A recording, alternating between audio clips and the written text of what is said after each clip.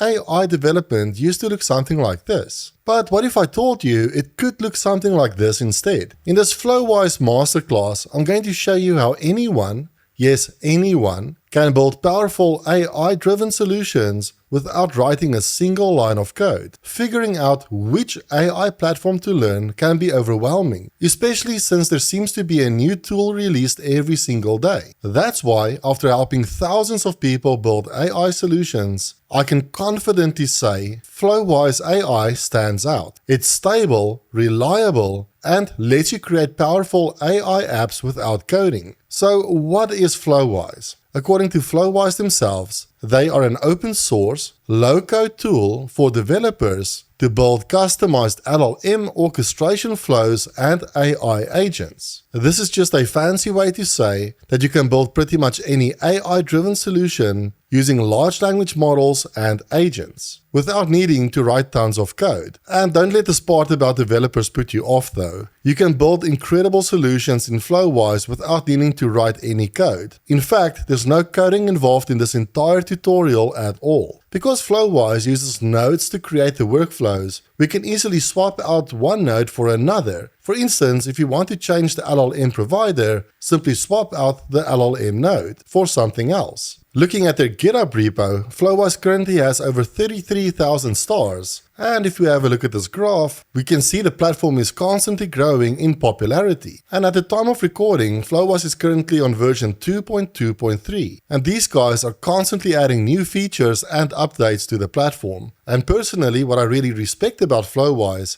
is that their new releases do not break the old solutions. In fact, some of my old chatbots that I built nearly 2 years ago are still running perfectly fine in production. Now, before we jump into the tutorial, let's go over a few housekeeping items. This course is ideal for anyone, whether you're new to building AI applications or whether you are experienced in this field. We will cover the basics of using Flowise, like setting up Flowise on our local machines or deploying it to a cloud service. We will then learn Flowise by creating 8 different projects. In order to learn the fundamentals of using the platform, you will be able to download all of these workflows for free using the link in the description of this video. I am not sponsored by Flowise or any of the platforms used within this tutorial series. So if you do find this video useful, then you can support my channel by hitting the subscribe button and by liking and sharing this video. Also, if you enjoy using Flowise, then go over to their GitHub repo and click the star button. Right, it's finally time to jump into Flowise. We can access Flowise in one of 3 ways. First, we can set up Flowise to run locally on our own machine. Alternatively, we can deploy Flowise to a cloud instance, like on Render or Railway. Or we can sign up for the paid Flowise Cloud service, which will cost you about $35 per month. Let's have a look at each of these options in detail. Let's have a look at installing Flowise on our own machines. And there are many reasons why you would want to do this. First, it means that Flowise can run locally without an internet connection. And this also means you can run large language models on your own machine, which again is absolutely free, and you are not sharing data with any external systems. Thankfully, this is super easy. The only prerequisite is that you do need Node.js installed on your machine. So go over to nodejs.org and then download the LTS version of Node, and then simply go through the setup process. After installing Node, open up the command prompt or terminal on your machine and simply run npx Flowise start. The first time you run this command, you will be prompted to install Flowise. Simply enter Y and press enter. Because I've already installed Flowise, I'm simply getting this message saying Flowise is listening on port 3000. This means you can access Flowise in your browser by going to localhost 3000, and you should be presented with a dashboard like this. Now let's have a look at accessing Flowise from the cloud. This means we can access Flowise from anywhere in the world using any web browser, and it also means that we can integrate Flowise with external applications like WhatsApp or Telegram, or other workflow builders like N8N or Zapier. The easiest solution is to sign up for Flowise Cloud. This is a paid service, and I will show you how to self-host Flowise after this section, but I do want to show you Flowise Cloud as well. All you have to do is go to Request Access, And at the time of recording, I think there is a waitlist to join Flowise. In order to skip the waitlist and to support my channel, I recommend using my affiliate link in the description of this video. That will take you to this page where you can sign up using GitHub or Google or your own email address. This will give you access to a 14-day trial period. This will give you access to Flowise running on the Flowise servers. I do want to mention that this paid service does give you access to additional features which are not included in the community version or the open source version. That includes the ability to create teams and invite team members to collaborate with you on your flows. Of course, you also don't have to worry about updating Flowise or scaling the infrastructure as your application and demands grow. So at the very least, I do recommend trying out the free trial period of Flowise if you are planning on making money with these flows or building these flows at enterprise level. Finally, let's have a look at deploying Flowise to our very own cloud service. This option can be cheaper than the official Flowise Cloud service, and in the documentation you can see all sorts of articles for deploying Flowise to AWS, Azure, and many other service providers. I've personally used Render for my Flowise instances, and these instances have been running for nearly 2 years without any issues. So for this tutorial, I will also recommend going with Render. So first, go over to render.com and create your free account. Then from your dashboard, click on Add New, then add a web service, and from this page you will be asked to connect to your GitHub repository. So go over to github.com and sign up for a free account. Then in the description of this video, you will find a link to the Flowise repository on GitHub. Open up this page, then click on Fork, leave everything on the default values, and click on Create Fork. This will create a copy of the Flowise repository in your very own namespace. So back in Render, you should see an option to connect your GitHub repo, so go ahead and do that, and in the list of repositories, select Flowise AI, then click on Connect, then give your web service a name, and because I already have an instance of Flowise deployed, I'll just call this one Flowise AI Tutorial. Then scrolling down, we can leave the language as Docker, leave the branch as main, and then under the instance type. With a free plan, your flows won't be persisted and you will lose all of your work when the server is restarted. So it might be perfect for following along with this tutorial, but I definitely recommend upgrading to the starter package if you do want to continue working with Flowise. But for now, we'll simply start with the $7 per month package. Scrolling down, we can also add environment variables. For the first variable, let's create a variable called Flowise_username,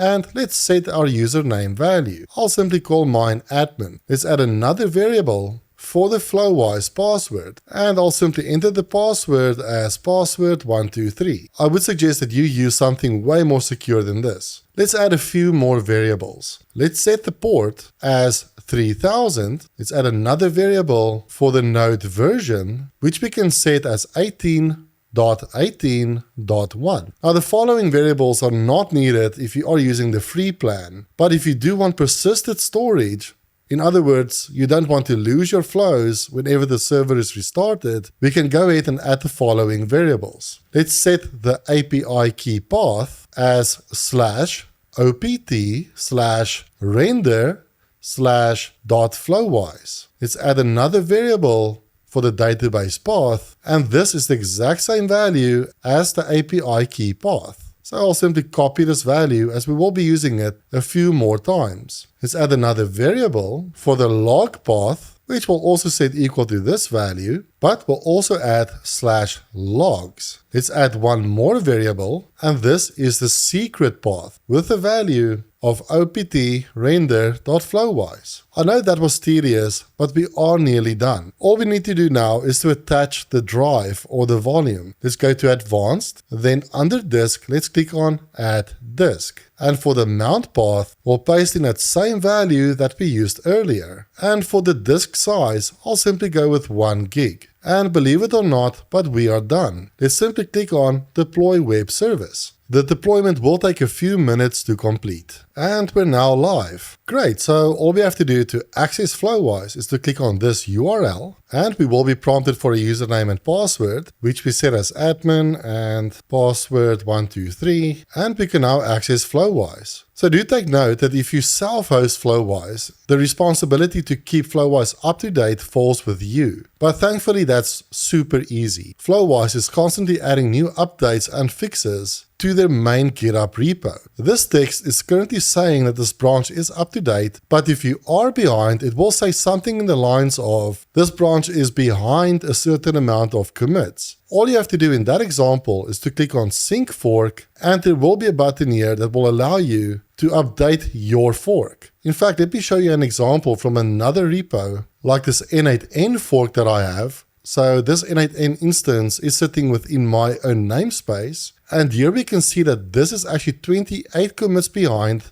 the main N8N repo. So when I go to Sync Fork, I can simply click on Update Branch. So now it's saying that this branch is up to date with the N8N master branch. And if I go back to my render dashboard, we can see that my N8N instance is now being redeployed with those new changes. For the remainder of this tutorial, I will be using a local instance of Flowise. There is a bonus section towards the end of the course where we'll integrate Flowise with Telegram, and for that we will need a cloud instance of Flowise. But for everything else, we will be using the local instance of Flowise. But of course, you can follow along using the cloud instance as well. Now, before we create our very first chat flow, let's have a look at the Flowise UI. The first thing I like to do after setting up Flowise is to enable dark mode, as I hate blinding myself or my audience. On the left-hand menu, we have different options to create chat flows, agent flows, and assistants. We will cover each of these options in the course, but in a nutshell, we can use chat flows to create things like conversational chatbots, AI agents, or assistants. With agent flows, we can take it a step further by creating flows that contain multiple agents that can work together to solve complex tasks. In the Assistants menu, we can easily create assistants which contain custom knowledge bases and tools by effectively following a very simple wizard. So most of the work is done for you in the background. Within Marketplace, we can search for existing templates that we can simply copy over to our own namespace and change as we see fit. So here we can see examples of document Q&A chatbots, agentic RAG,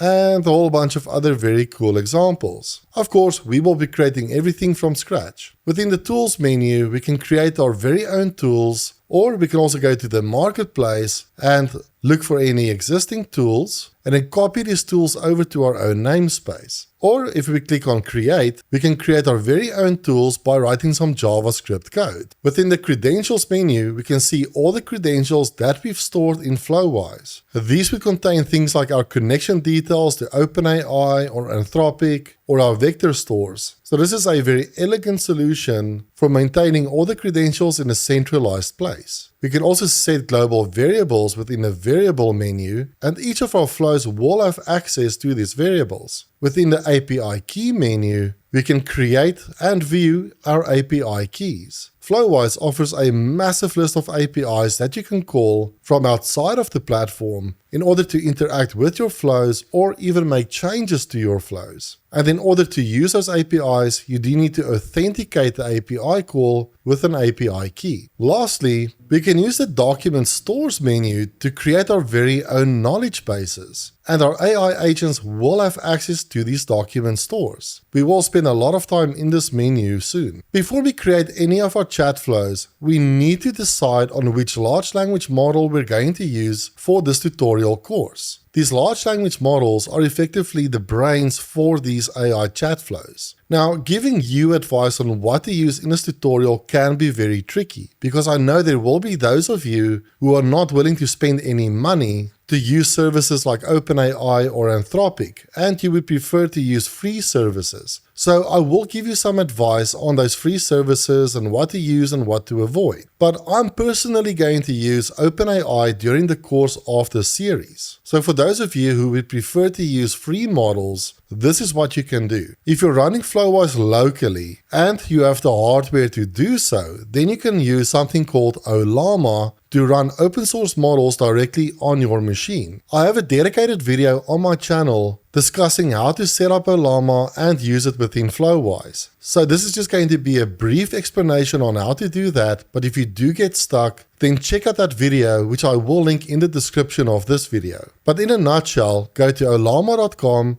download Ollama for your operating system and install it. Then you can go to the models page and look up a model like Llama 3.2, then copy this command, open up your command prompt or terminal, then paste in that command and press enter. This will download the model and afterwards you should be able to test it by sending a message. And this means we can now use this model in our Flowise applications free of charge. And this is completely local. If you don't have the hardware to run those models locally, then I highly recommend using Groq. This service is also free to use, and this also allows you to run open source models. To set this up, go to groq.com and click on Dev Console. From here, go to API Keys, create a new key, give it a name like Flowise Tutorial, click on Submit, copy this key, and back in Flowise, go to Credentials, click on Add Credential, search for Groq, select Groq API, paste in that key, and we can just give this credential a name like Groq API. And let's click on Add. But I do want to mention that Groq does give you access to open source models like Llama 3.3. Now, I do want to mention the caveats with using these free open source models. The first caveat is with Ollama, and specifically this Llama 3.2 model. Yes, Ollama also has support for Llama 3.3. However, this is a massive model and it's about 43 gigs to download. The chances are that the majority of you will not have the hardware to run this model. So, you will pretty much be limited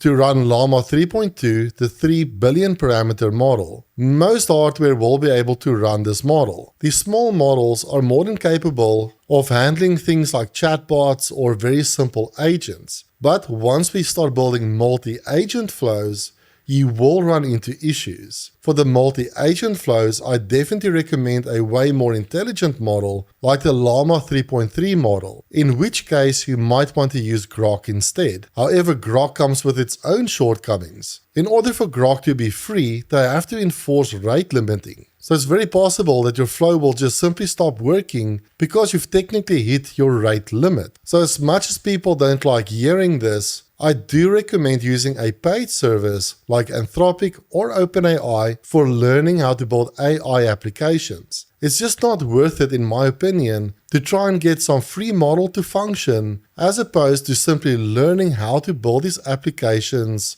without all that friction. So what I recommend you do is go to platform.openai.com and sign up for an account. You will need to load some credit onto your account, so all you have to do is go to your profile, click on billing, and then add some credit to your account. This can be as little as $5. Then once you've added some credit, go back to your dashboard, click on API Keys, click on Create New Secret Key. Let's give it a name like Flowise Tutorial. Let's click on Create Secret Key. Let's copy the key. Then back in Flowise, let's add a credential. Let's search for OpenAI. Let's paste in the API key. And let's give our credential a name like OpenAI API. So I'll show you how to get the Anthropic API key as well. Go to anthropic.com/API and click on Start Building. You can then sign into your account or create an account. And this might have changed as well, but I think Anthropic might give you free credit. But if they don't, simply click on your profile, click on billing, and you can add credit from the screen by completing the setup. And as you can see, I still have credit left without having to complete my setup process. So I suspect they do give you free credit, and for some reason this credit lasts a very long time. Once you have some credit loaded, go back to your dashboard, click on Get API Keys, click on Create Key. Let's give it a name like Flowise Tutorial. Let's copy this key. Then back in Flowise, let's add credential. Let's search for Anthropic API. Let's paste in that key. and for the name I'll just call it Anthropic API. I suggest just picking one of these. Maybe you can start with Groq because it is free, and the moment you run into issues, consider signing up for Anthropic, as I think they might give you free credits, or alternatively, add some credit to your OpenAI account and use your OpenAI models instead. Now that we have our large language model credential set up, we can go ahead and build our very first Flowise project. In this project, we will create a ChatGPT clone. Let's go to ChatFlows. At the moment, we don't have any flows yet, but we'll create a new one by clicking on Add New, and now we have this empty canvas. The first thing we need to do is to save this chat flow and give it a name. In this project, we will be building a ChatGPT clone. So let's call this ChatGPT Clone, and let's save this chat flow. We can add new nodes to the canvas within this nodes menu. On the bottom of the screen, we have controls for zooming in and out of the canvas or fitting all the nodes within this view. We can also lock the canvas to prevent any nodes from being accidentally moved around. We also have this chat button, which we can use to interact with our chat flow. We can expand the chat window by clicking on this Expand Chat button. And now we have way more real estate to work with. We can clear the chat at any time by clicking on Clear Chat. And this will start a new conversation. Of course, we can also save our chat flow. Then under the API endpoint menu, we get all sorts of information about sharing this chat flow with others or integrating it into other applications. We will get back to this in detail a bit later. We also have the settings menu where we can view past conversations. We can also export this chat flow or load in an existing chat flow. We can also get our chatbot to collect leads on our behalf. And if it does so, we can view all the leads within this menu. But let's get back to the settings menu within a minute. Now, where do we start? In Flowise,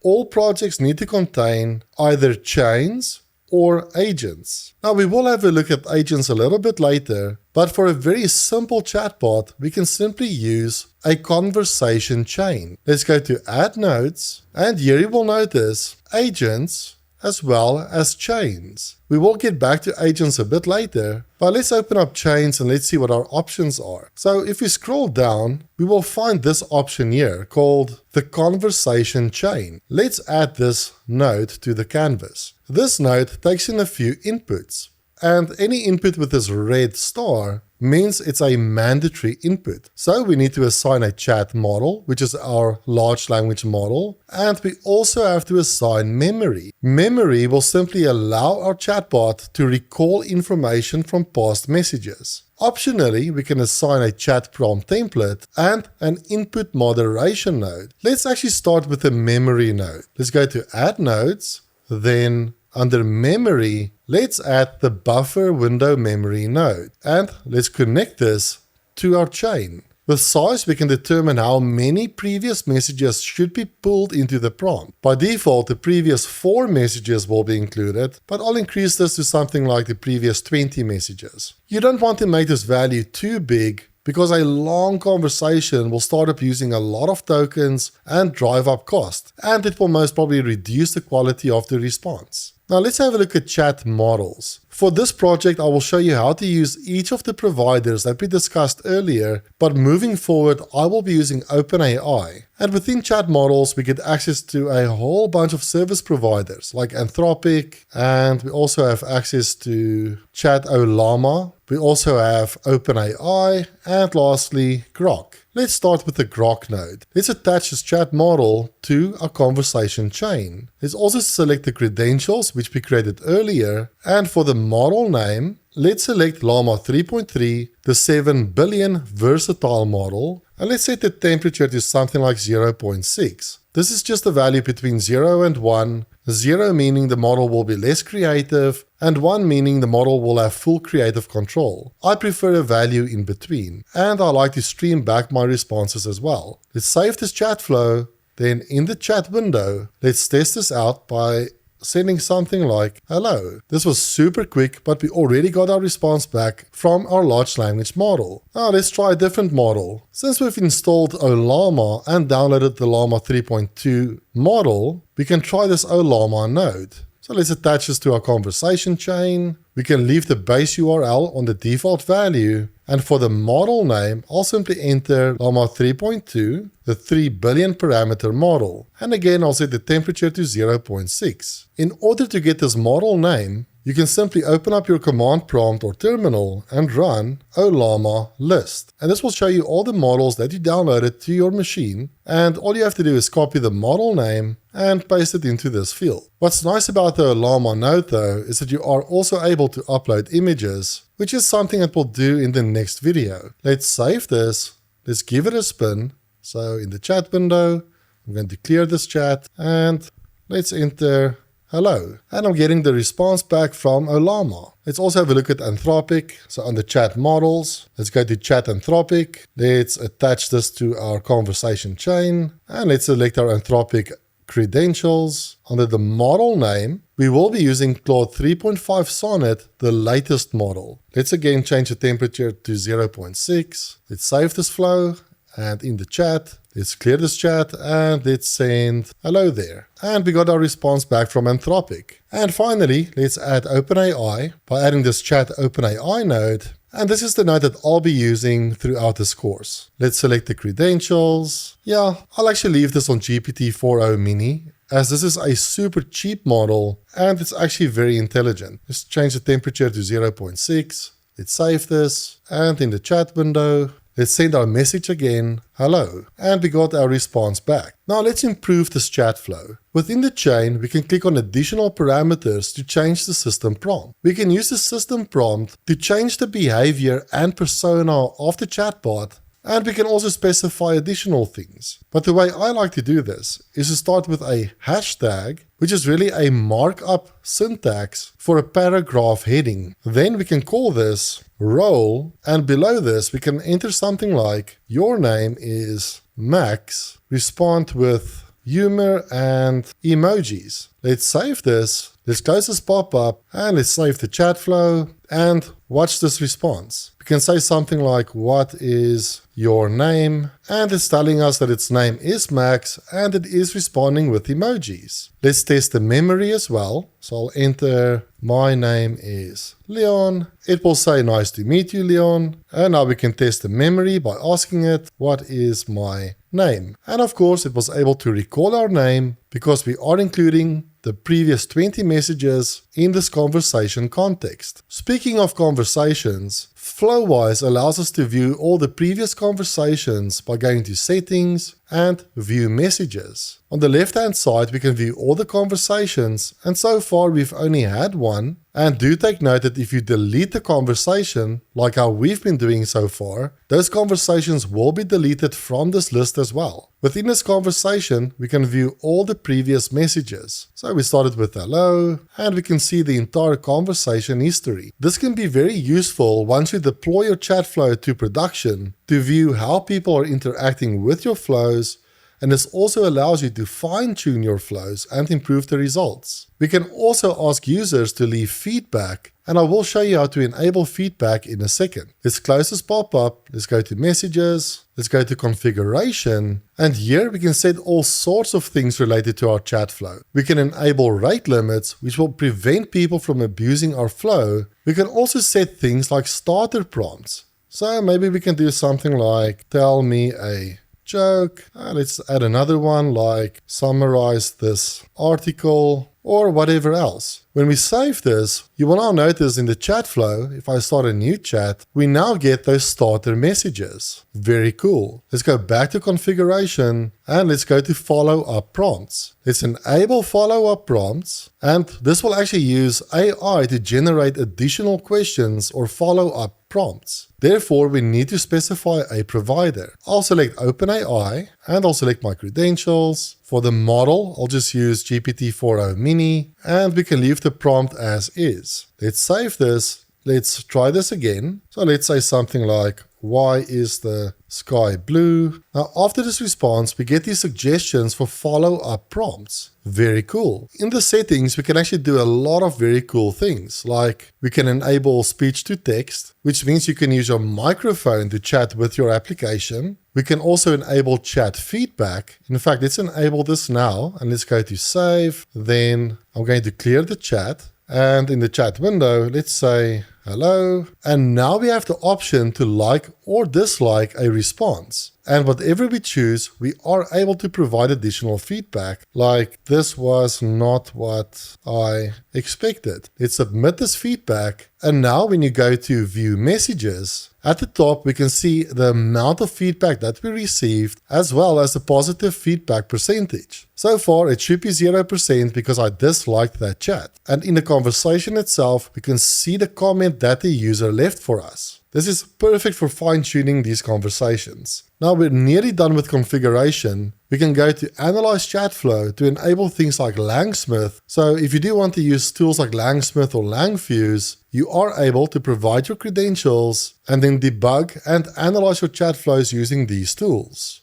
You can also get your chatbot to collect lead information by simply enabling this toggle, and this will allow you to effectively instruct the model to collect the following information from the user: their name, their email address, and their phone number. Let's save this. Let's clear the chat. And now before we can start chatting, we first have to provide our name, email address, or phone number. And if the user provided that information, you can view it in this View Leads option menu. Now, finally, we can also upload files to our chatbot by clicking on Enable Uploads. So we can save this.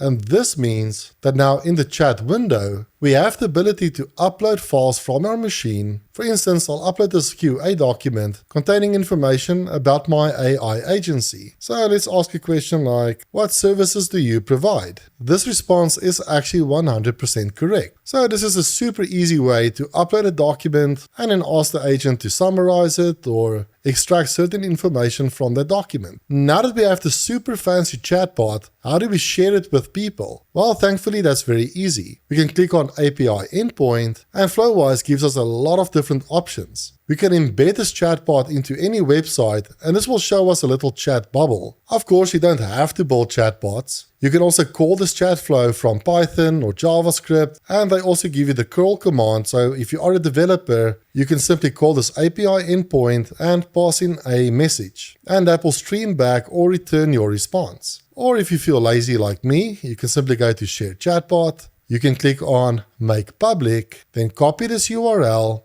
and you can simply share that URL with anyone, and this will take them to this page where they can interact with your chatbot. Now, because I'm running Flowise on my own machine, this might not make a lot of sense, but of course if you are using Flowise Cloud, this URL will be publicly available. You can also customize the page by providing a title. You can change the avatar images, the welcome images, you can set colors, the font sizes, and a lot more. Just remember to click on Save Changes if you did change anything. If you made it this far, then definitely give yourself a pat on the back. You just created a ChatGPT clone within minutes. Before we have a look at building agents, I do want to show you another very common use case of using chat flows. This project might not be the most fancy of projects, but this is a super common use case of using large language models, and it's definitely a skill that you need to learn. At some point, you will be expected to work with unstructured data. Now, that could be pretty much anything. It could be a simple sentence or something complex like an invoice. For example, this example invoice that contains the company information, the client's details, the invoice items, the invoice number, and the total amounts. So in your project, you might be expected to extract certain information from a document like this, and that's very hard to do using traditional coding methods. But thankfully, large language models are very good at making sense of the content of this document. And by the way, it doesn't have to be a PDF document. We can upload images like screenshots and JPEG images as well. And we can then ask the large language model to extract certain information. But more importantly is we do want to return that information in a very specific format. Let's have a look at how we can build this. Back in Flowise, let's create a new chat flow and let's call it Invoice Analyzer. Let's save this and let's start by adding a new node.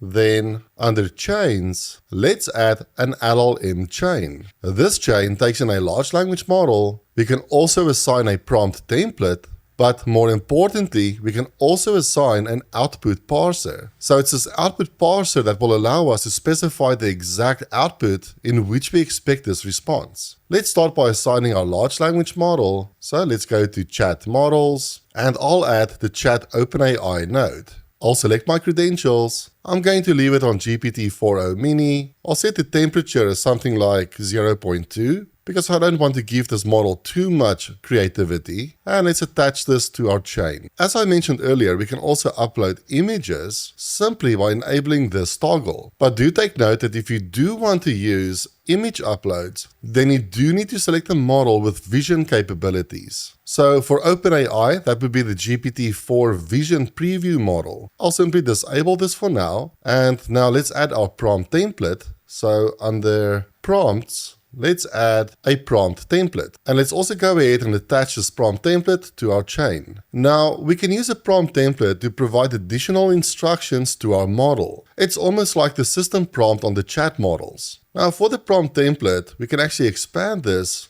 and let's add some instructions. So let's have a look at this. From this invoice, I actually want to extract the invoice number. Let's also extract something like the customer number. And let's also extract the gross amount including VAT. So all we have to do is say something like extract the following information from the provided invoice. And that would be the invoice number. Let's also extract the customer number. And finally, we can also extract the gross amount including VAT. If we simply run this chat with this information, the large language model actually won't have a view of the invoice. So in order to include the invoice content within this prompt, we need to use a variable. Let me show you how that works. So we can say something like invoice content, and now we can inject any content into this prompt by using curly braces, and within these curly braces, we can enter any variable name, like invoice. Let's save this. And now let's click on Format Prompt Values. Now we can see that variable name, and we can assign a value to this variable by clicking on Edit. When we click on this box, we can now attach any value to this variable, like the user's question, and that's effectively the question from the chat window. We can also assign the chat history, and what we're looking for is the file attachment. Let's select this option, and let's close this pop-up. We can save this chat flow, and if we open the chat window, we won't see any option to upload a file yet. That is because we need to go to Settings, Configuration, File Upload, and let's enable file uploads. We can now save this, close the pop-up, and now in the chat window, we do have the ability to upload files. So I'm going to upload that PDF file example. And by the way, any invoice will work. You can simply go on Google and just search for sample invoice PDF. Now let's simply say something like hello. And it really doesn't matter what we send, we simply want to trigger this chain. And in the response, we get the invoice number, which seems correct. We get the customer number as 12345, which also seems correct. And for the gross amount including VAT, it should be 45353, which it is. Now, the intent of building these type of chains is for this chain to be called from outside of Flowise by some external system to extract this information, and then that system can do additional things like maybe output this information in a report or use it downstream. So simply returning free-form text like this will not be very useful. But thankfully, we can force that response to be consistent by using an output parser. Let's go to Add Nodes. Then go to Output Parsers, and here we have a few options. We can return the response as a CSV output, we can return it as a list, a structured output parser, or an advanced structured output parser. Let's add the structured output parser. I'm going to enable autofix as that seems to give the best possible response. Then within additional parameters, we can set the exact values that we'd like to return. So let's add a new item. And let's call this first one invoice_number, which is of type number. And for the description, we can enter something like the invoice number. The large language model will use this description to figure out how to extract that information from the document. Let's add a new item. Let's call this one customer number, which is also of type number, and for the description, let's enter the customer number. And finally, let's add one more field. Let's call this gross amount, including VAT. And for the type, let's select number. And in the description, let's say the gross amount, including VAT. Cool. Now let's attach the output parser to our chain, like so. Let's save the flow.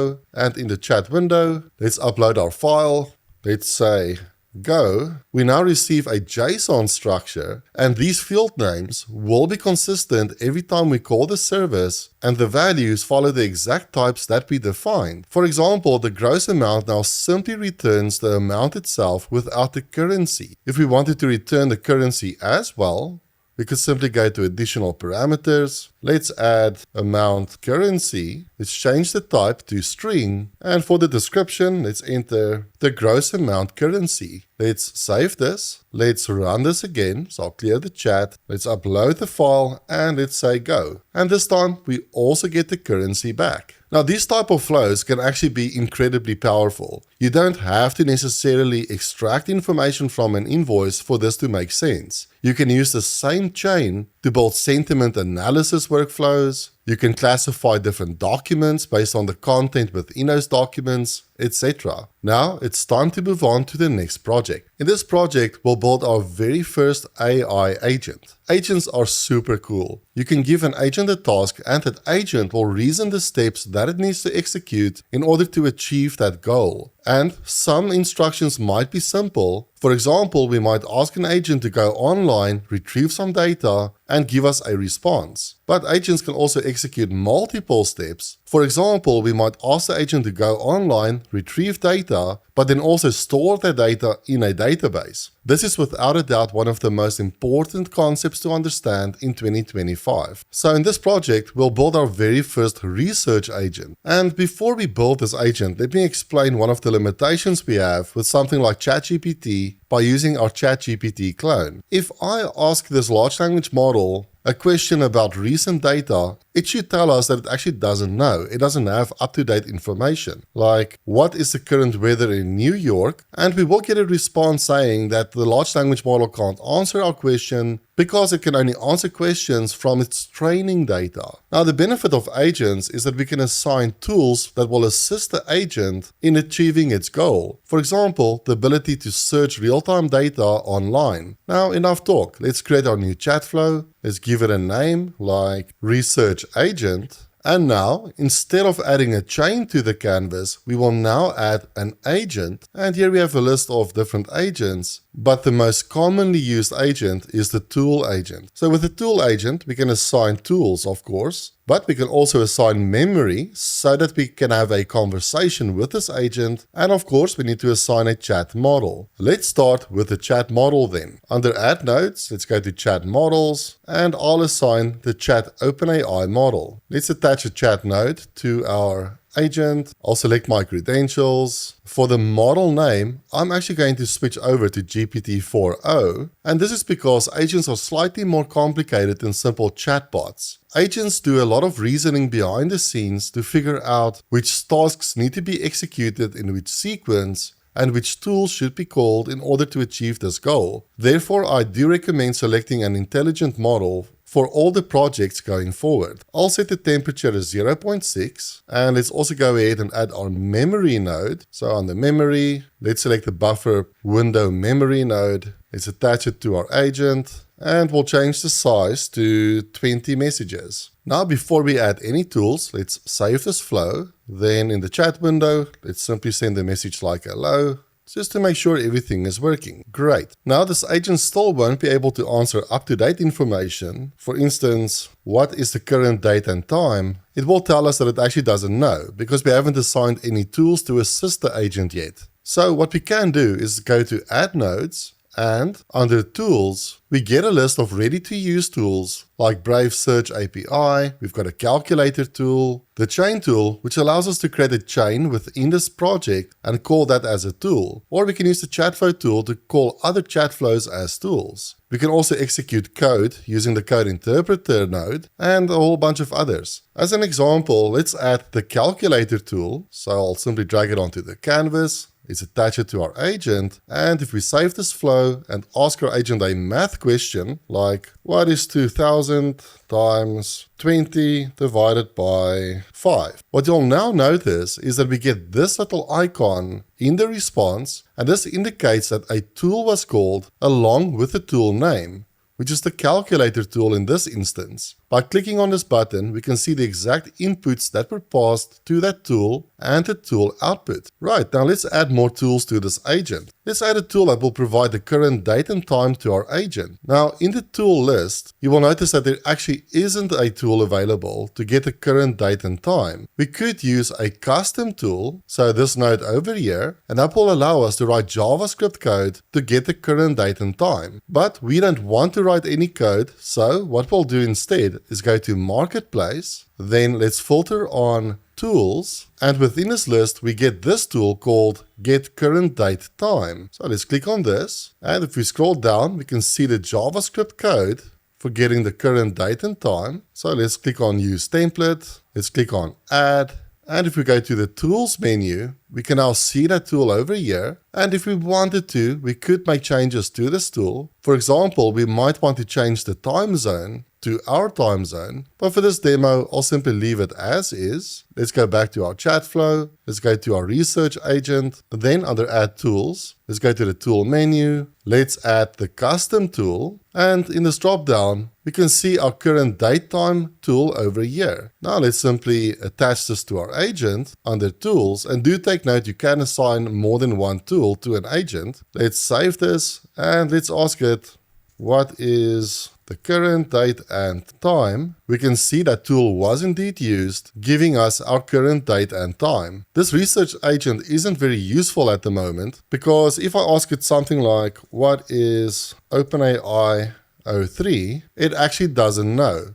because the 03 model was only recently announced. So what we can do is add the ability for this agent to go online to retrieve up-to-date information. Let's click on Add Nodes, let's go to Tools, and let's add the SERP API tool. We can go ahead and attach this to the agent as well. And under Credentials, let's click on Create New. For the credential name, let's call this SERP API. And for the API key, go to serpapi.com, then click on Register or sign into your account. From the dashboard, copy this key and add it to Flowise. Let's click on Add, let's save this flow, and believe it or not, our agent will now have the ability to go online to get up-to-date information for us. So let's ask it again, what is OpenAI 03? And now we can see the search tool was indeed called, and the search query was OpenAI 03, along with the tool output. This answer is correct, and if we scroll down, we also get these citations. You now have a fully functional research agent. And of course, you can make this as complex as you want by adding additional tools. Just as a bonus tip, if you are using smaller open source models and you're not getting very good results, so perhaps the agent isn't selecting the right tool, you can improve the results by going to additional parameters on the agent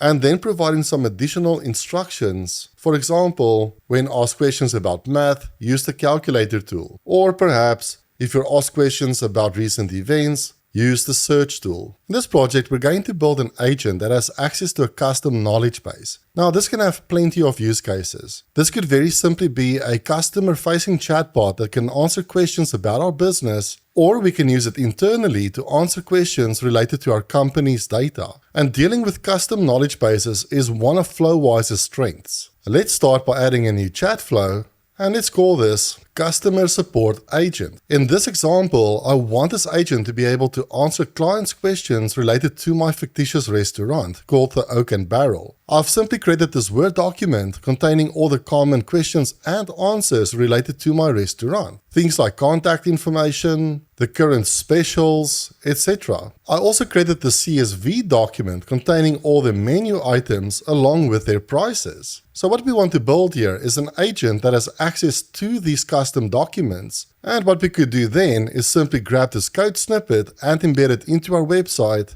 And our customers can then interact with this chatbot by clicking on this chat window and then asking questions about our business. That means we have a customer support agent that's available 24/7. Let's start by adding a new node. Let's add an agent node, and more specifically, we'll add the tool agent. As with the previous video, we'll simply add our chat model, and for this I'll add the chat OpenAI model, like so. Let's select our credentials. For the model, I'll actually just leave it on GPT-4o mini, and for the temperature, I'll lower this to 0.6. Let's also add memory, as we want our clients to have full conversations with this agent. So under memory, let's add the buffer window memory node. We can attach it to our agent. Let's change the size to 20. Let's change the system prompt of this tool agent by clicking on additional parameters.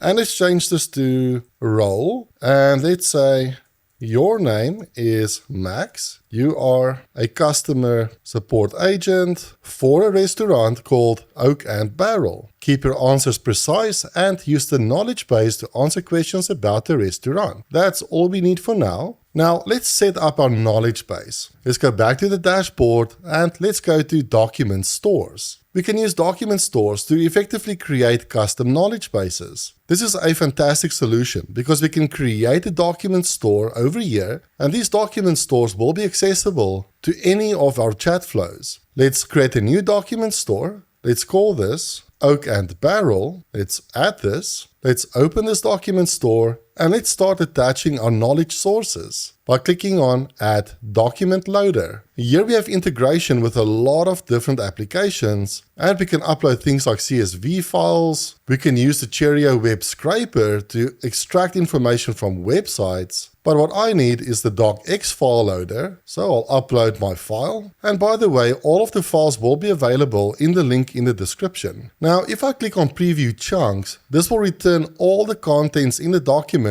within a single chunk, which is not ideal. As an example, let's say the customer asks what the current specials are. We don't want to inject all of this content into the prompt when asking about specials. Instead, we only want to retrieve the most relevant text related to the specials and inject that into the prompt. So what we can do instead is split this document up into smaller chunks. We can do that by going to the text splitter, and let's select the recursive character text splitter. I'll leave the chunk size on 1000 characters with the chunk overlap of 200. Now watch what happens when we click on preview. Now we've split this document into 5 smaller chunks. Let's click on process, then let's add one more additional loader. This time I'm going to use the CSV file loader to upload our menu items. For CSV documents, we actually don't have to specify a text splitter, as each row in the document will become its own chunk. So here we can see the fillet steak, the ribeye steaks, T-bones, sirloin steaks, etc. Let's click on process, and now we have these 2 documents loaded into our document store. We're not done yet though.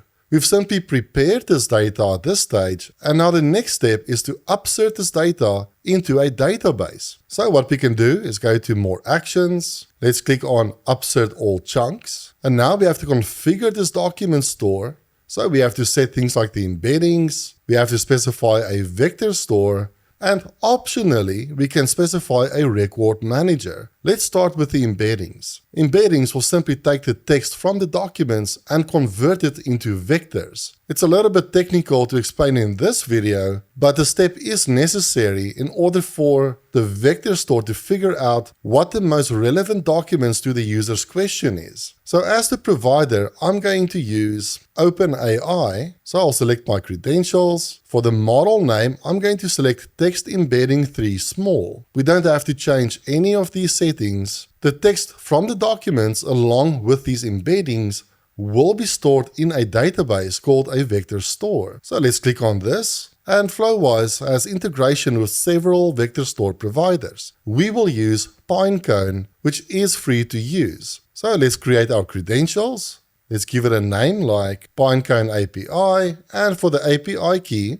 go to pinecone.io and sign up or log into your account. From here, let's create our database by clicking on Create Index, give it a name like Flowise. Then under Dimensions, we can manually enter the dimensions or select one of these templates. We'll use the text embedding 3 small. For the capacity mode, select serverless, and I'll leave this on AWS. Let's click on Create Index. Then let's click on API Keys. Let's create a new key. Let's call this Flowise Tutorial. Let's create this key. Let's copy this key. and paste it into Flowise. Now for the pinecone index name, we can simply give it the index name, which we called Flowise. I do recommend specifying a namespace because you can reuse the same index for all of your projects. So for the namespace, I'll simply call this oak and barrel. We don't have to change any other properties. So what we can do now is click on Save Config and Upsert. We can now see that 25 documents were added to our vector database. And if we go back to Pinecone and if we click on Flowise, we can indeed see that 25 documents were added, and in the namespace, we can see that Oak and Barrel was indeed created, and on the browser, we can indeed view each of those documents that were upserted. Another great feature about Flowise is that we can test the retrieval at this stage by clicking on Test Retrieval. And let's ask, what are the specials? And these are the most relevant documents that were returned from our Pinecone database. And the very first document very clearly includes the specials. We can also use this screen for fine-tuning the results. So if we find that only returning 4 documents is not enough, we can easily change the top K value to, let's say, 8 documents. When we run this again, we now get 8 documents back from the database. And if we feel that this actually improves the results, we can simply save these config changes. I'll simply change this back to 4. Let's save the config. And let's go back to our configuration. So what I do want to mention is if you do change any of this data, so let's say we add an additional document loader, you do have to run the upsert process again. But here's the issue. When I click on Upsert, although nothing has changed, you will notice that 25 documents were added again. And if I go to our database, you will now notice that we have 50 documents. This means that all those documents were duplicated. Now, this is not ideal. We only want to upsert the new documents. And that is where Record Manager comes in. The Record Manager will keep track of the documents that we've already upserted, and when we run upsert again, it will compare our existing documents to the new set of documents and only insert the difference. So to clear out these existing records in this database, I'm simply going to go to namespace and I'm going to delete this oak and barrel namespace. And that will delete all the documents linked to it. So now that we have a clean start, let's add a record manager, and I highly recommend using Postgres or MySQL for this. And I do have a dedicated video taking you through the process of setting up a Postgres database and using it as a record manager. But to keep things simple for this tutorial, we'll simply add the SQLite record manager. We actually don't have to change too much. I do want to set the namespace to be the same as the namespace in our Pinecone database, and I'll change the cleanup method to full. Now let's save this config, let's run upsert, and as expected, 25 documents were added, and if we run upsert again, we can see that 25 documents were skipped this time. If we go back to our document store, we can delete entries as well, so let's delete this CSV file. Then under actions, let's click on upsert all chunks, let's click on upsert. We can see that 5 documents were skipped. Those are the documents from the Q&A doc, but all the items in the CSV file were actually deleted. So in our Pinecone database, the amount of documents have been reduced to 5 documents. I'm just going to add the CSV file back. So I'll click on Preview Chunks. Let's click on Process. Let's run Upsert again. Our menu items were added. Obviously, 5 documents were skipped. Great, we now have a custom knowledge base. Next, let's give our customer agent access to this knowledge base. So back in ChatFlows, let's open up our customer support agent. Then under Tools, let's add the Retriever tool. Let's attach this Retriever tool to our agent. Let's give our tool a name, like Oak and Barrel. For the description, let's enter returns documents related to Oak and Barrel and the menu. Then, let's go to Add Nodes, and under Vector Stores, let's add the Document Store node. We can attach this document store to this Retriever tool, and from the drop-down, let's select Oak and Barrel. If you do not see your document store in this list, it simply means the document store has not yet been upserted into your database. That should be it. Let's test this out. So in the chat, let's ask, what are your current specials? And indeed, we get the correct response back. We can also see that the retriever tool was called, and this was the response from our vector store. In some instances, you might want to cite the sources of this information and show it to your users. What you can do is go to your retriever tool and enable return source documents. So now, when we ask that same question, we get the source documents as well, along with their metadata. So all that's left now is to embed this chatbot into our website by clicking on this button, then simply copy the script, and you can add it to any website simply by pasting in that script into the body tag. And if we have a look at this simple web page, we can view this chat bubble and we can chat to our chatbot. So let's say hello, let's ask what are the current specials, and we get the correct answer back, which we probably don't want to show in this case. I do want to mention that it is possible to customize the look and feel of this chat window and the chat bubble, and I have a complete video going through this process step by step, along with instructions on embedding this chatbot into different types of websites. So definitely check out that video as well. This project is actually going to be super quick, and that's by design. In the previous projects, we created this research assistant that has access to a couple of tools. For instance, Search API that allows the agent to go online and retrieve real-time data. We also created this customer support agent, which has access to a custom knowledge base. Now, these are such common scenarios that Flowise created a super simple way of setting all this up without having to write code or even drag notes onto a canvas. Let's go to Assistants. Let's click on Custom Assistants. Let's create a new assistant and let's give it a name like Oak and Barrel Support. Now, instead of building our agent in a canvas, we can simply fill out a few fields on this form and everything will be done for us. Let's start by selecting our model, and for this, we'll use Chat OpenAI. Then I'm going to grab the same system prompt that we used in our customer support agent. So I'll just go back to this, replace this prompt. Now watch how easy it is to assign the document store.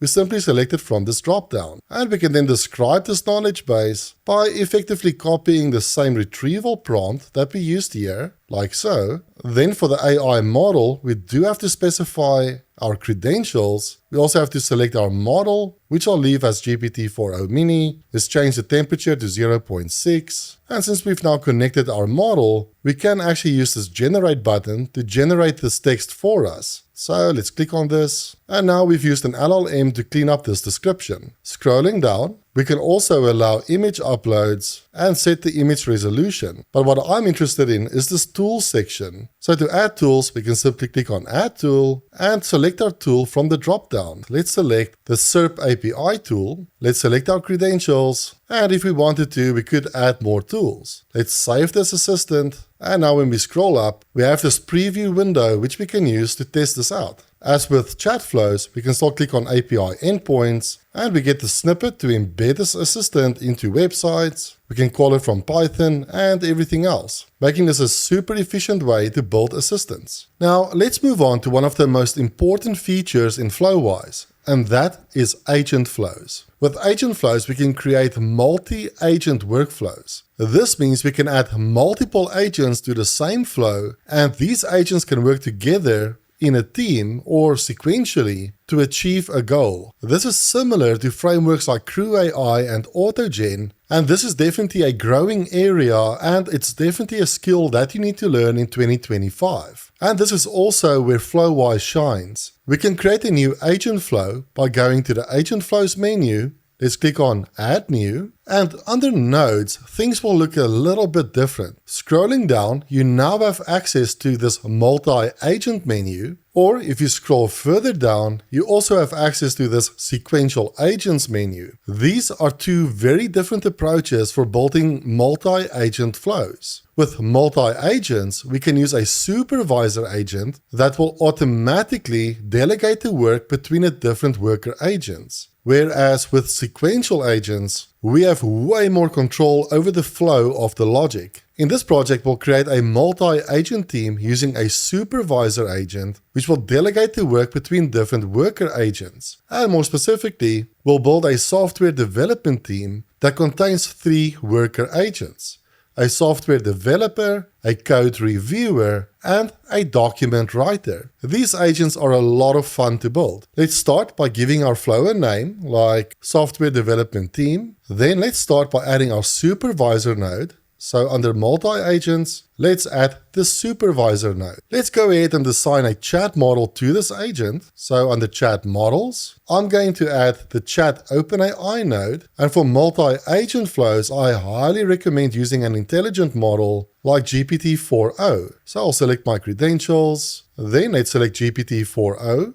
Let's change the temperature to something like 0.5. Now that we have our supervisor node, we need to start adding worker nodes. So under add nodes, let's go back to multi-agent and let's add a worker node. So I like to add these worker nodes just below the supervisor node. And what we need to do is attach our supervisor to the input on our worker node. Now let's have a look at this worker. First, I'll give my worker a name. This will be our software developer. So let's enter something like software developer, and for the worker prompt we can specify the role and tasks of this worker. So let's enter something like role, and I'll say you are an experienced developer with experience in React, TypeScript, Node.js, ShadCN, Tailwind, and other web technologies. Then for the tasks we can enter something like write clean and well-commented code. Make changes to the code based on the feedback from the code reviewer, as we will add the code reviewer as a team member in a second. This should be good enough. Let's save this. And before we add the second worker, I do want to mention that you can assign tools to the worker agent as we did with the research agent earlier in this tutorial. And we can also assign a chat model to this node. And if we don't assign a chat model, this node will simply inherit the same model that we assigned to the supervisor node. But sometimes it might make sense to assign a different model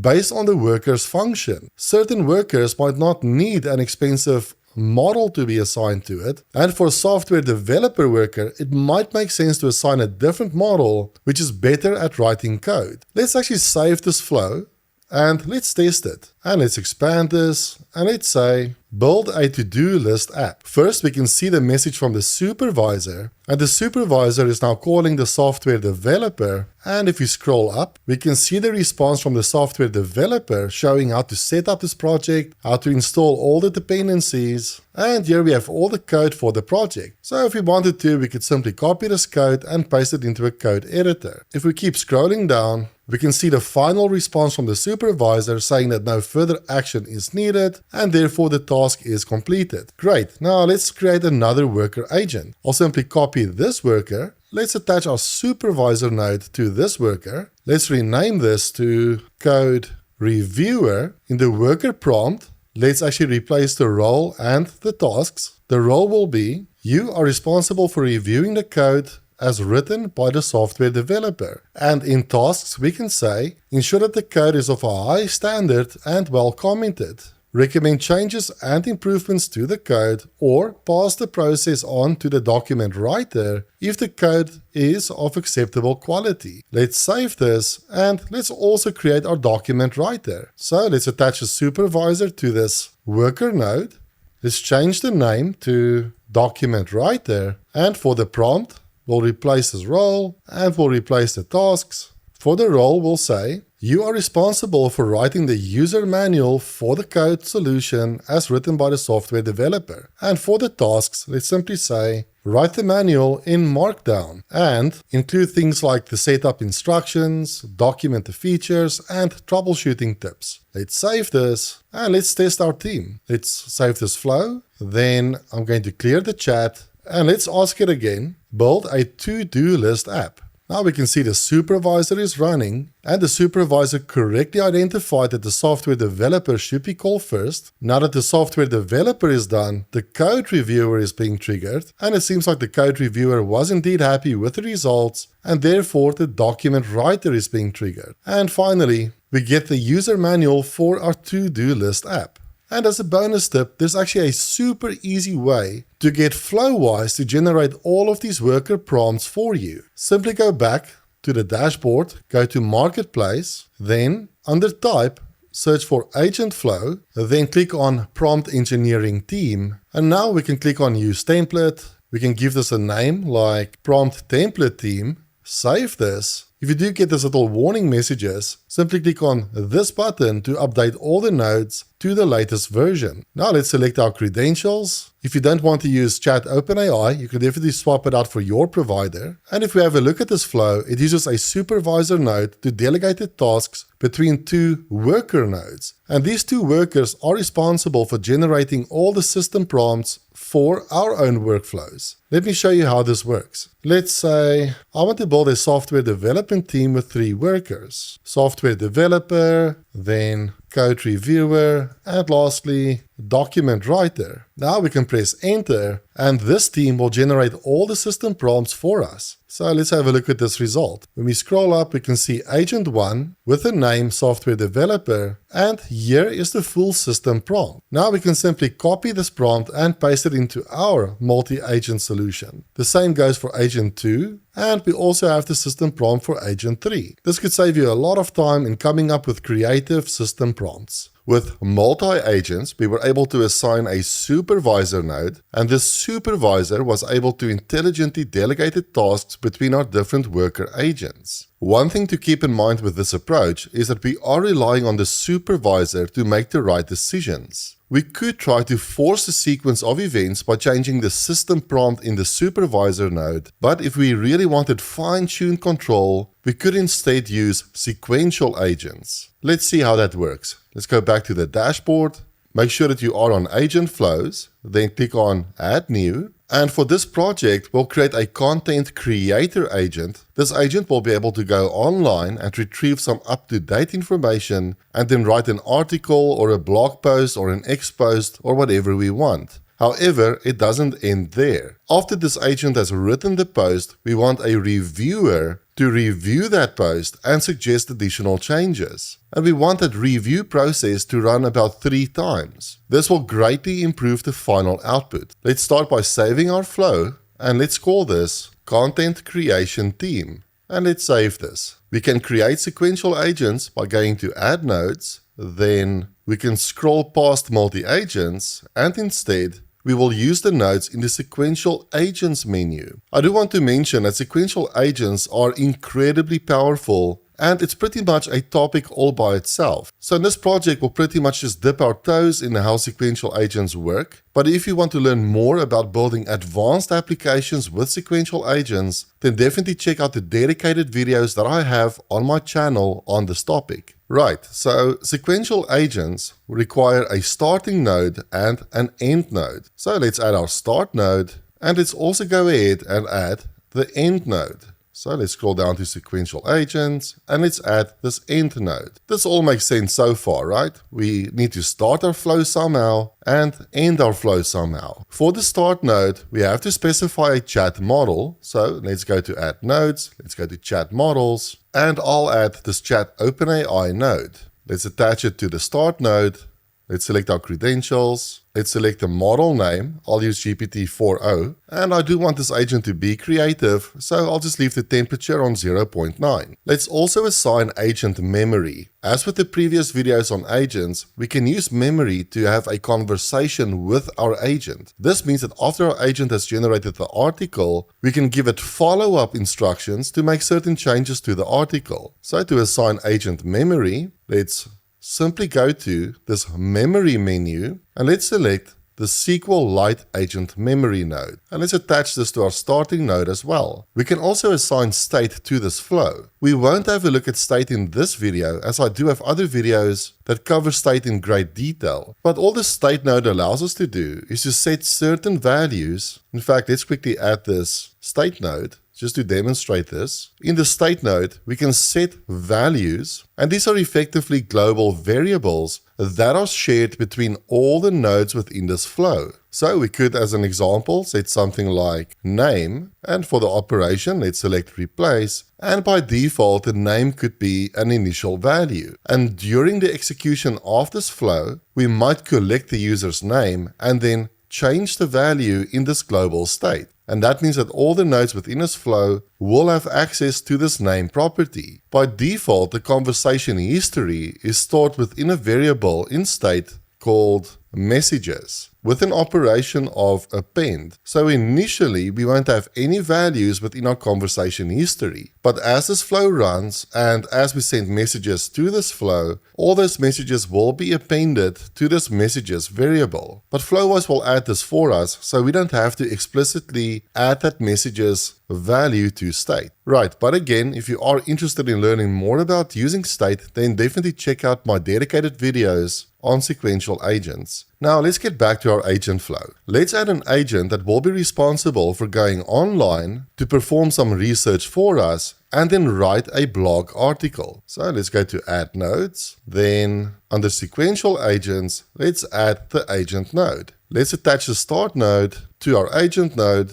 And let's attach our agent node to the end node. Super simple. We can assign tools, and since we want our agent to be able to go online, let's actually assign the SERP API tool, which we already set up in one of the previous projects. So let's go all the way down to tools, and let's add the SERP API tool, and let's connect it to our agent. Let's also select our SERP API credentials. Great. Now let's give our agent a name. I'll call this writer. I do recommend using lowercase characters without any spaces. If you do want to add a space, then rather use an underscore between the words instead. Now let's set a system prompt for our author. I'll simply replace this with generate the best blog post possible for the user's request. Use the search tool to perform research. If the user provides critique, respond with a revised version of your previous attempts. Let's save this prompt and let's have a look at the other properties on this node. We can introduce human in the loop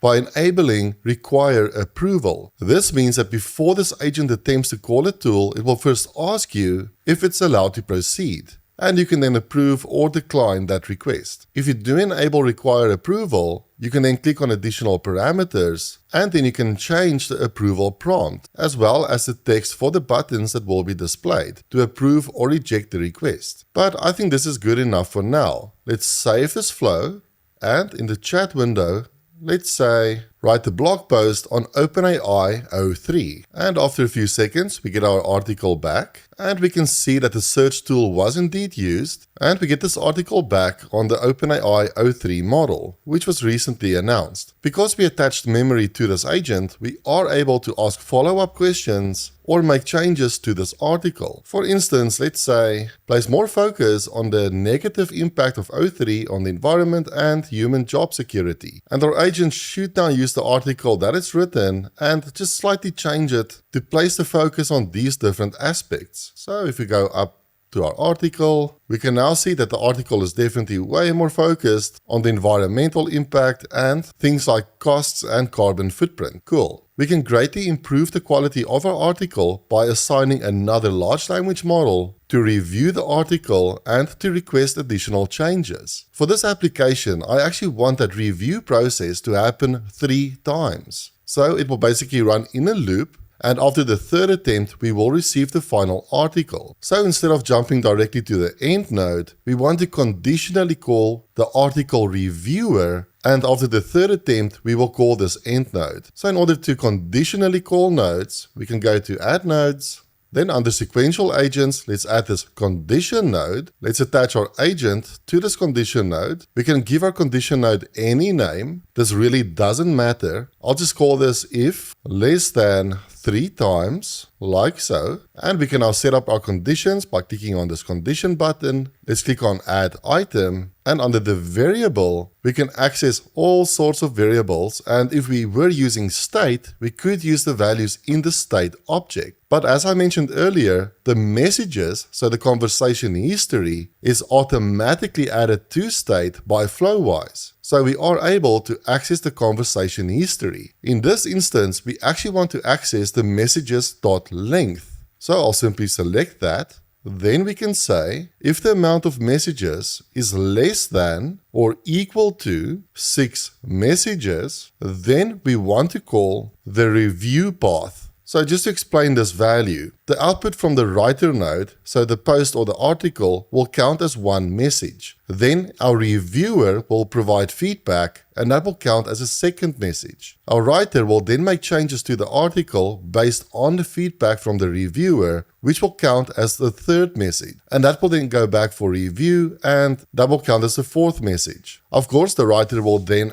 make additional changes, which will be the fifth message, and then our reviewer will perform a final review, counting as a sixth message. Then our writer will make the final changes, and that means we're now on 7 messages, and that will end our flow. Let's save this condition, and now we get this end output. So let's actually attach that to our end node over here. And we also have this review output. So now we can use this to call another agent or a large language model to review this article. Let's go to Add Nodes. Under Sequential Agents, we could use an agent node, but since we don't have to call tools, we can actually just simply use a large language model. So let's attach this LLM node. Let's attach this review output to our LLM node. Let's give this node a name like reviewer. Under additional parameters, we can set the system prompt, which we can set as you are an editorial reviewer grading a blog post submission. Generate critique and recommendations for the user submission. Provide detailed recommendations including requests for length, depth, style, etc. Let's save this. Let's close this pop-up, and this node will generate a review of the article written by the reviewer. Now we somehow need to loop back to the writer node so that the writer can include all of these changes. So how do we loop back to a different node? That's super easy.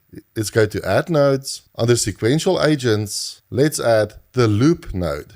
And we can now attach our LLM to the loop node, and this will ask us which node to loop back to. All we have to do is copy the name of the agent that we want to loop back to and paste it into this field. And I just noticed that I actually made this an uppercase R, and I do recommend using lowercase letters instead. And this should be it. Let's test this flow by saving it. Then in the chat window, let's ask it again. Write an article on the new OpenAI O3 model. And we keep receiving the new articles with the reviews. And this is running in a loop. Alright, execution just completed. And if we scroll up, we can see the initial article from the writer. Then we can see that our condition node was called, which decided to go to the reviewer output. This is the feedback from the reviewer with its recommendations, which then loop back to the writer node, which then made changes to the article based on that feedback. We then called the condition node again. The writer then made additional changes. And for the final time, we called our reviewer again with additional feedback, which then led to this final article being written. And now we get the final output. What's really cool about this is we can see all the tool calls for each of those loop iterations. And in my experience, this final result is way better than the initial output from the model. So as I mentioned, sequential agents are really powerful for building these types of workflows. So definitely check out my other videos on sequential agents, where we build incredibly complex, self-correcting RAG solutions using sequential agents. Welcome to the final video in this Flowise Masterclass. I do want to congratulate you on making it this far. We've definitely learned a lot. We've built several different chat flows, and we've also learned how to build complex agent flows using Flowise. Now for this final project, I am going to switch over to a cloud instance of Flowise, because in this project, we'll integrate one of these flows with Telegram. That way we can access our agents from anywhere in the world using our phones. Now hopefully it does make sense that Telegram or WhatsApp would not be able to access a chat flow running on your local machine. For this demo, I will be using our research agent. And because I've created this locally, I am going to export this flow.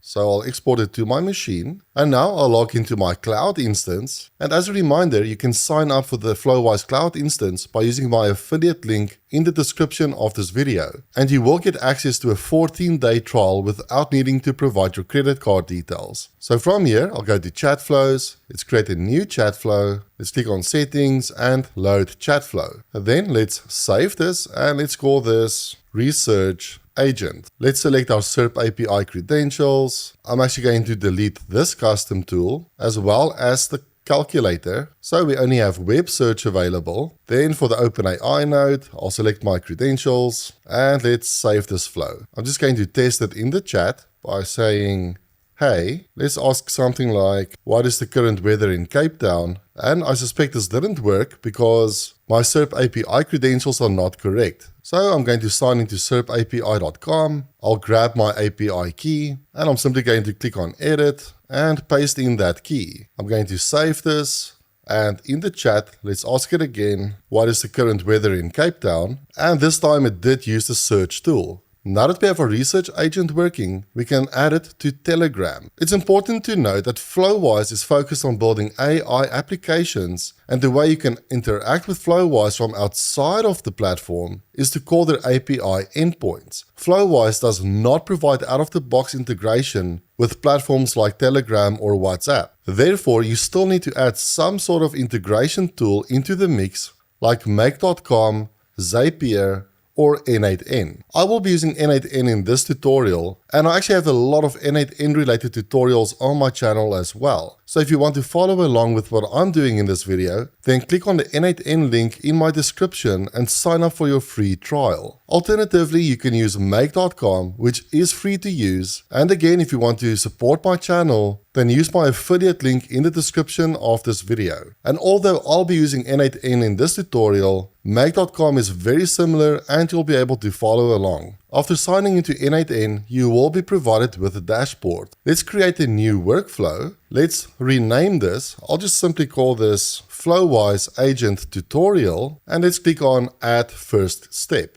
Then let's add Telegram, like so. And for the trigger, let's select On Message. So whenever we receive a new message from Telegram, that will trigger this workflow. We don't have to change anything on this screen. So let's go back to the canvas. Then let's add a new action, and let's search for HTTP request. Now back in Flowise, we can click on API endpoint. Then let's click on curl. Let's copy this URL and let's paste it into URL. Let's also change the method from get to post. Then let's enable send body, and we'll leave the content type as JSON. And for the body parameters, we need to pass in a property called question. So I'll just paste it in there. And for the value, I'll just test this out by saying hello. Then let's go back to the canvas. And after HTTP request, let's click on this final action.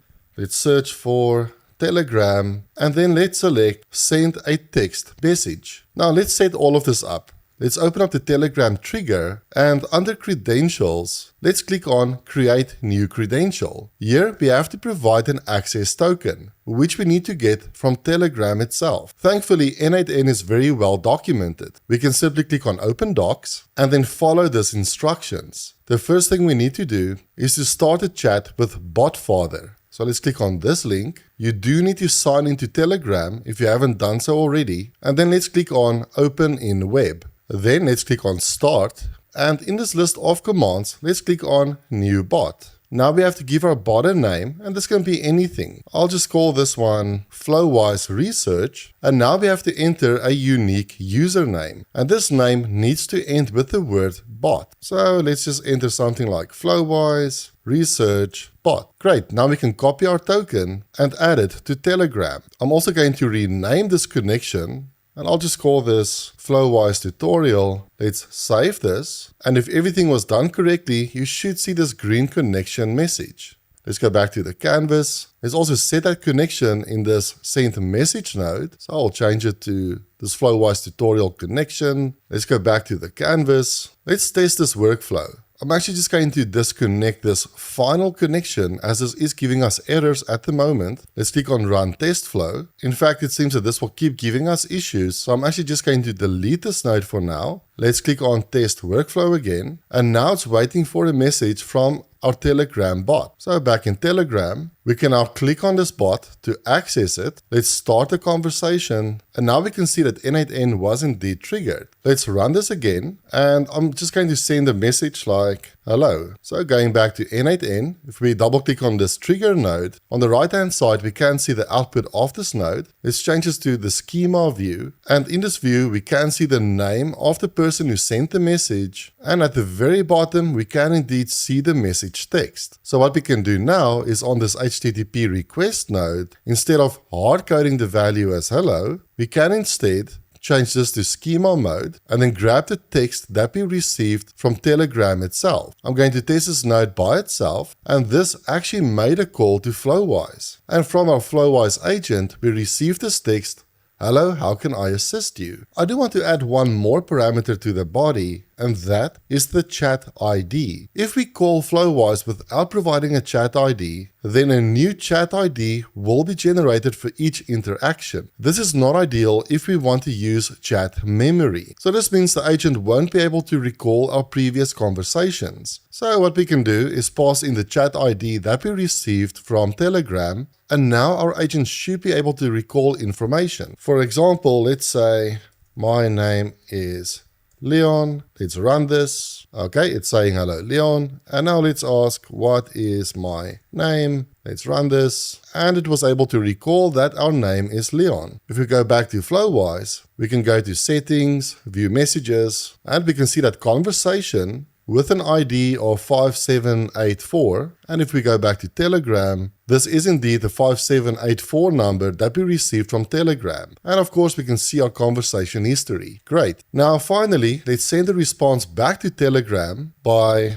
adding in that Telegram node, and more specifically, the send a text message action. Let's select our credentials. And for the chat ID, we do want to use the chat ID node that we received from the Telegram node.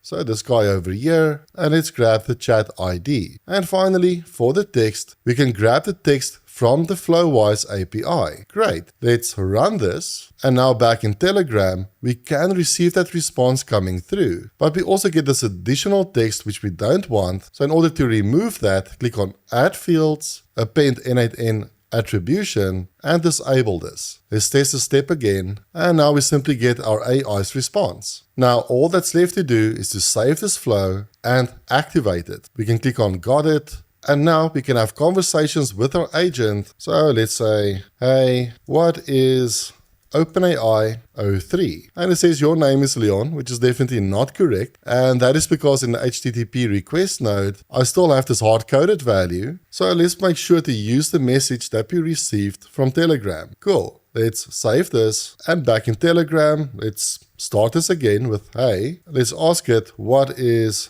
OpenAI 03? And great, that's working. Of course, you can attach any of your flows to Telegram now, including multi-agent flows and sequential flows. And that takes us to the end of this course. If you enjoyed it, then please hit the like button, subscribe to my channel, and share this video. I've got plenty of other content on Flowise, especially on multi-agents and sequential agents, so definitely check out those videos as well. Thank you for your time. I'll see you in the next one. Bye-bye.